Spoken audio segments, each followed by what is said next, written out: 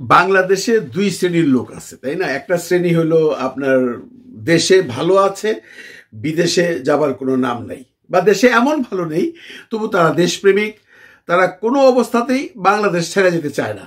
এইটা হলো একটা শ্রেণী।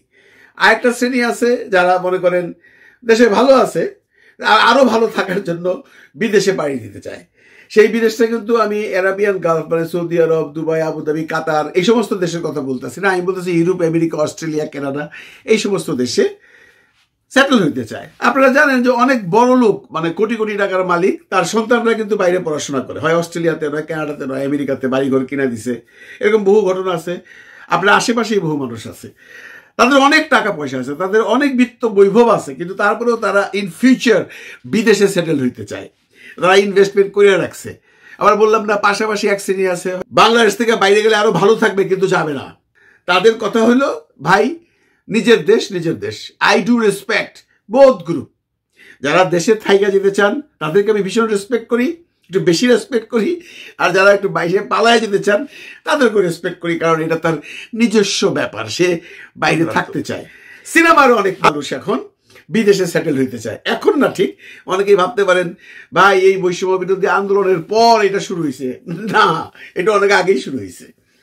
তো বিদেশে আপনি একটা ফিল্মের আর্টিস্ট বা বড় একটা টেকনিশিয়ান বা নাম করা একজন সেলিব্রিটি বিদেশে যেহেতু সেটেল হতে পারে না, কারণ বিদেশে আসলে আপনারা জানেন, বারে বারেই বলি, আমি বিভিন্ন ব্লগেও বলছি যে আপনি ফরেন কান্ট্রিতে ইউরোপ, আমেরিকা, অস্ট্রেলিয়া, কানাডাতে সেটেল হইতে চাইবেন, কয়েকটা উপায় আছে। একটা হলো আপনি বৈবাহিক সূত্রে আসতে পারবেন, একটা আপনি স্টুডেন্ট হিসেবে আসতে পারবেন, একটা হলো আপনি পলিটিক্যাল অ্যাসাইলাম সিক করতে পারবেন, টুরিস্ট হিসেবে এসে পলিটিক্যাল অ্যাসাইলাম সিক করলেন। আর হলো বিজনেস করতে আসতে পারেন বা ওয়ার্ক পারমিট নিয়ে আসতে পারেন।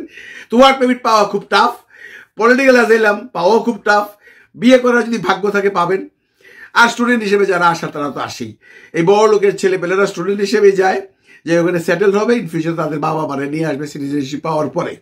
তো সিনেমার লোক কি করে আসবে? সিনেমার লোক তো আর পলিটিক্যাল অ্যাসাইলাম সিক করতে পারে না, ওয়ার্ক পারমিট নিয়ে আসতে পারে না।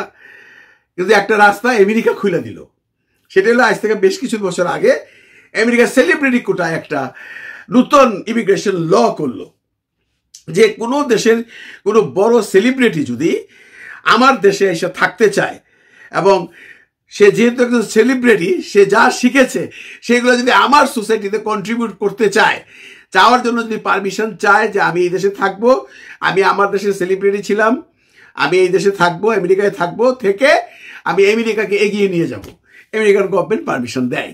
এটা কিন্তু অনেকদিন যাবতই ছিল, কিন্তু আপনারা কেউ জানতেন না, কারণ এমন কোনো পপুলার সেলিব্রিটি বাংলাদেশ থেকে যায় আমেরিকাতে সেলিব্রিটি কোটায় মাইগ্রেশন চায় না। আজ থেকে প্রায় 6-7 বছর আগে জসিম নামে আমাদের এক মেকআপ ম্যান ছিল, উনি ন্যাশনাল অ্যাওয়ার্ড প্রাপ্ত একজন মেকআপ ম্যান, উনি সেলিব্রিটি কোটায় আমেরিকাতে পারমিশন পেয়ে গেছে। এরপরে আরেকজন ভদ্রমহিলা আছে, নিপা করে নাম, মহুয়া সুন্দরী নামে একটা সিনেমা বানাইছিল, উনি সামা অন্যান্য কোনো সোশ্যাল কাগজপত্র দিয়া সেও সেলিব্রিটি কোটায় পেয়ে গেছে। সেটা সে 6-7 বছর আগের কথা বলতেছি, কিন্তু সিনেমার একটা লোক কিন্তু সেটা জানতো না। সিনেমার লোকজন জানলো কবে? যেদিন শাকিব খান সেলিব্রিটি কোটায় অ্যাপ্লাই করলো। কারণ শাকিব খান এমন একটা সাবজেক্ট যে ও কোনো কিছু লুকানো যায় না, ওর কি করে না করে মানুষ খবর রাখে, সাংবাদিকরা খবর রাখে, ফ্ল্যাশ হয়ে গেল শাকিব খান সেলিব্রিটি কোটায় অ্যাপ্লাই করছে। শাকিব খান বীর দর্পে বলেই বেড়াইছে যে আমি সেলিব্রিটি কোটায় অ্যাপ্লাই করছি। কিন্তু এর পরেও আরো বেশ কিছু হিরো, বেশ কিছু অভিনেতা সেলিব্রিটি কোটায় অ্যাপ্লাই করেছে এবং গ্রিন কার্ডও পেয়েছে। আমি তাদের নাম বলবো না, এই জন্য তারা নিজেরা মুখে বলে না। তারা বলে না যে আমি, শাকিব খান যেমন বলছে আমি সেলিব্রিটি কোটায় আমেরিকায় অ্যাপ্লাই করছিলাম, আমি গ্রিন কার্ড পাইছি, এরকম আরো যারা পাইছে তারা কিন্তু বলে না। এরকম আরো 2-1 হিরো ভিলেন আছে, নাট্য জগতের অনেকে আছে। নাট্য জগতের একটা কাপল আছে, সেও বলে না, বেশ নাম করা সেই কাপল, হাজব্যান্ড ওয়াইফ দুজন অভিনয় করতো, বা হাজব্যান্ডটা পরিচালকও ছিল, ন্যাশনাল অ্যাওয়ার্ডও পাইছে, অনেকগুলো অ্যাওয়ার্ড পাইছে, সে হিরো প্লাস ডাইরেক্টর, তার ওয়াইফ সহ সেও সেটেল হয়ে গেছে। এরকম ছোটোখাটো বড় বড় মিলাইয়া মোটামুটি বেশ একটা গ্রুপ আমেরিকাতে আজকাল সেটেল হচ্ছে। আমি আবারও বলছি, আপনারা ভাববেন না যে এই বৈষম্য বিরোধী আন্দোলনের পর এই সেলিব্রিটি কোটায় যাওয়ার ব্যাপারে একটা নতুন করে মানে প্রতিযোগিতা শুরু হয়েছে। না, এই প্রতিযোগিতা অনেক আগের থেকেই ছিল।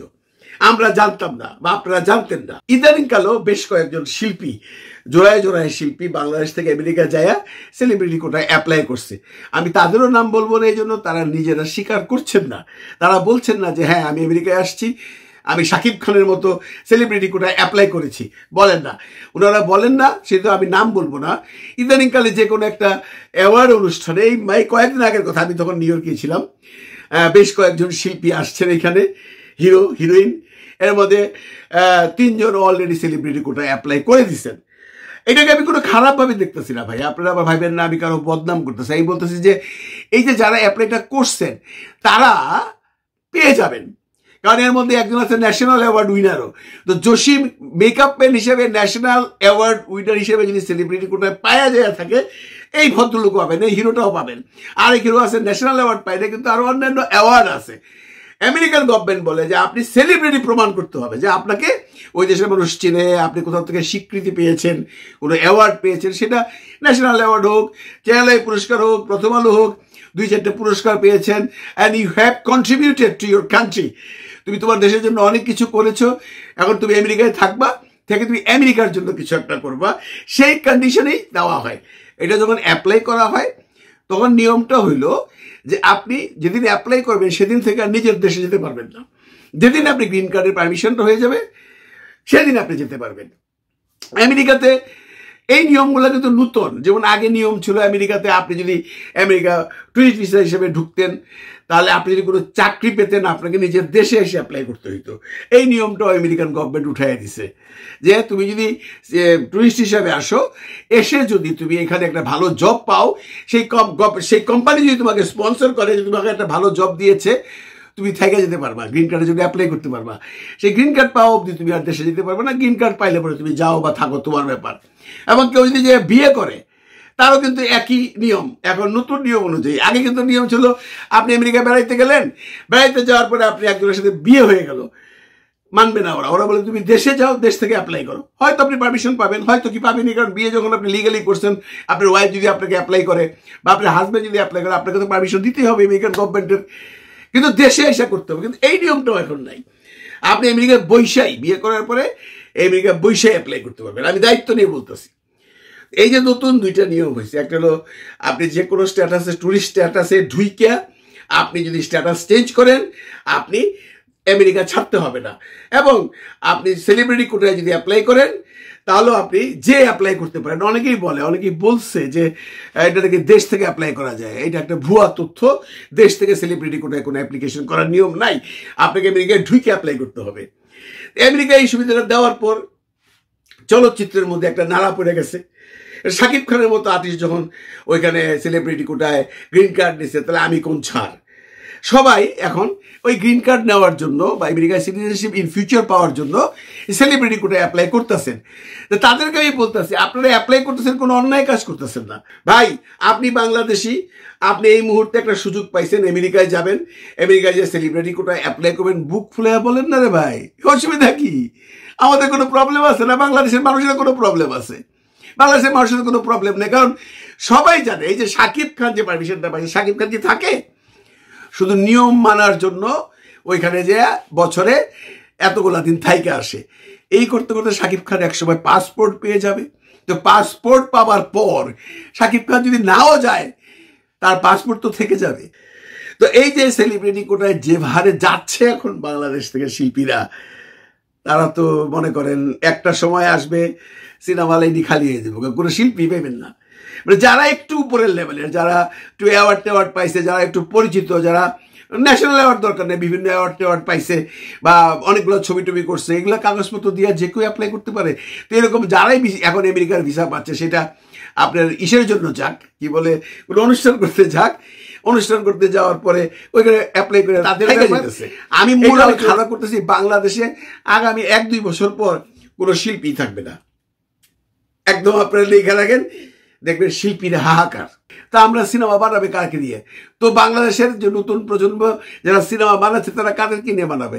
নতুন শিল্পীদের নিয়ে বানাতে হবে, যারা একটু প্রতিষ্ঠিত শিল্পী, নায়ক, নায়িকা, সহনায়িকা, ভিলেন, সবাই এখন আমেরিকার দিকে দৌড়াচ্ছে। আমার একটা সময় আসবে বাংলাদেশে কোনো শিল্পী নাই ভাই, সব নতুন নতুন শিল্পীরা অভিনয় করতেছে। সেই দিনের অপেক্ষায় রইলাম আমরা। ভালো থাকবেন সবাই, ভালো রাখবেন সবাইকে। খোদা হাফেজ।